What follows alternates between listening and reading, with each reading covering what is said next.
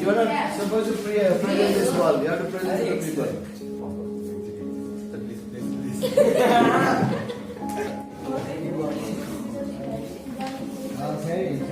Ari sir. Good morning everyone. Today me and my friend Riya are here to present about the preposition on our grammar project. First of all, we define preposition. Preposition is a word that shows the relationship between noun and pronoun, and other word in a sentence typically indicate direction, time, place, and position. And each example is in, on, at, under, etc. Talking about types of preposition, there are 6 types of preposition. Simple preposition, for example, in and at, is used in our daily life. Talking about compound preposition, is like into, without, which is also used in daily life, but in a certain specific moment. And double means into, which joins two sentences, and phrase all in or all by, and then participle accordingly discussed a lot. Thank you.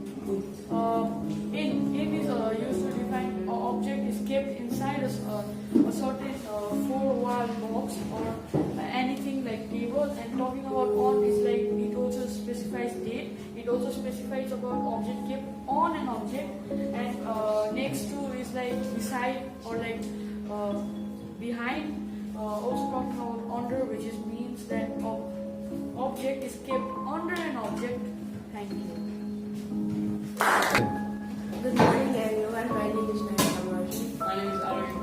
Today we will be presenting about related clause. Related clause. A related clause can be used to give additional information about a noun. They are introduced by proper nouns like who, where, which, when, and whose. Non-defining relative clause. Non-defining relative clause are the clause which is not essential for the completion of a sentence. It provides us information about the subject, but it doesn't define it. For example, my sister, who is a doctor, is very busy.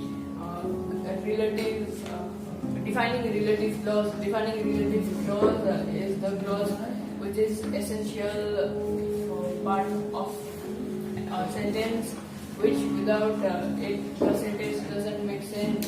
For example, dogs which like cats are unusual. In this sentence we understand that there are many dogs in the world, but that likes cat. Thank you. Good morning everyone, I'm Pratik Varela, and today I'll be presenting on the topic conjunctions. So conjunctions are a part of grammar, and they are the types of words that join two phrases or two words or two sentences, such as and. One example is me and my brother are going to play football today. So in this sentence, and joins the word me and my brother. And there are many types of conjunctions, such as correlative. There are mainly 3 types of conjunctions. 2 of them are coordinating and correlative. Coordinating conjunctions are the conjunctions that are usually used the most in many types of sentences, such as and, but, or, not, etc. Some examples are I will go to Bali or I will go to Bali or Malaysia. And correlative conjunctions are the conjunctions which joins 2 phrases and they have 2 words in them, such as either, or, neither, nor, etc. One example is I will either go to Bali or I will either go to India. Thank you. Go.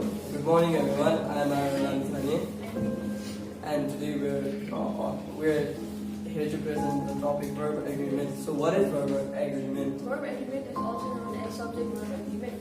It simply means that the verb in a sentence must match with the subject in a sentence, which means either the noun or pronoun. In numbers, which means that it must match in either singular or pronoun. For example, I wore a hat. In this sentence, the verb and the subject and the verb aligns with each other. The dogs is sitting. That doesn't align with each other. The dog, which is a singular, and chases the cat, singular. That makes a sentence with a verb agreement.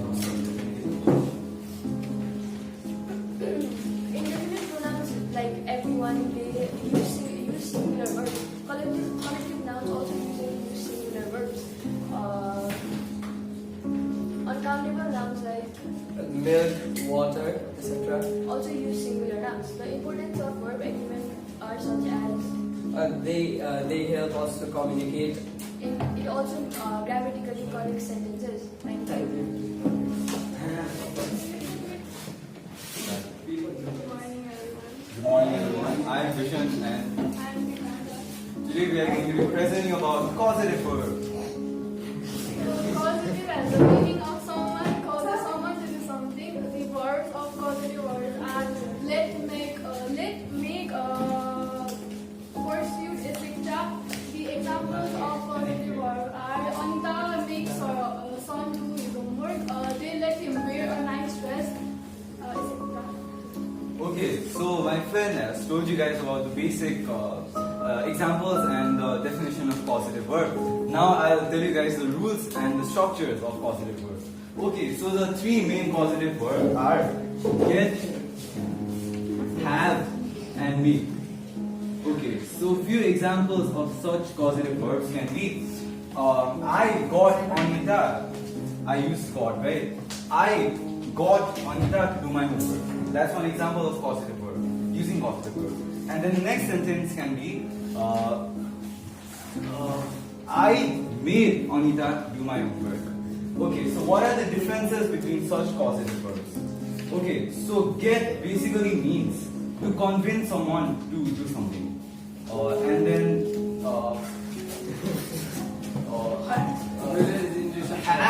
have means to pass on a responsibility of something. And make means to make someone forcefully do something.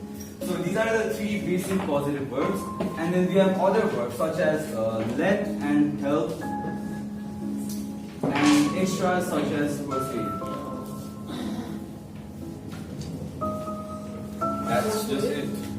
Thank you.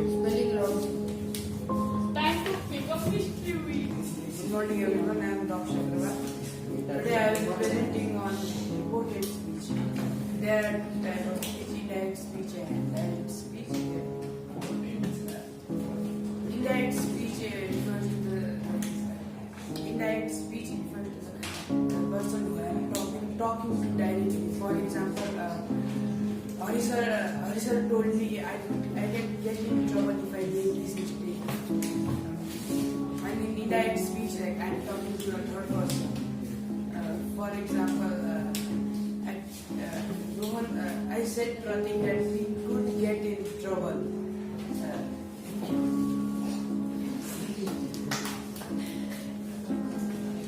Good morning, everyone. Today I'm going to be explaining about voice. So, in grammar, voice is a very important part as we need to learn how to use it. So, there are mainly two types of voice, which are active and passive voice. In active voice, the subject is void of object and the sentence structure is subject plus auxiliary verb plus main verb plus object. And in passive voice, the object is in front of the subject and the structure is object plus auxiliary verb plus past participle plus subject. And example of active voice is Mandishri got Sobare, and example of passive voice is Sobare was caught by Mandishri. Thank you. Good morning, everyone. My name is Rishit Agarwal. I am Arabia. And today we are going to present a grammar topic named as conditional if. So what is conditional sentences? Conditional sentences, also known as if clauses, refers to the sentences that are used to express a condition and its possible results.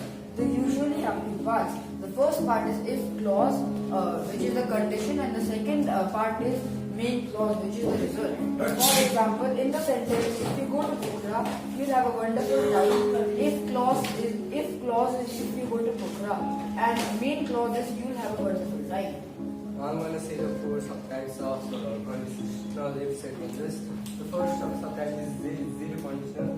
The structure of zero conditional is if plus simple present, and it is used for facts. The second condition is conditional. The structure of first conditional is if plus simple present just will plus base verb. It is used for real life situations. The third subtype is second conditional. The structure is if plus past simple plus what plus case verb. It is used for imaginary present or future. The fourth subtype is non-conditional.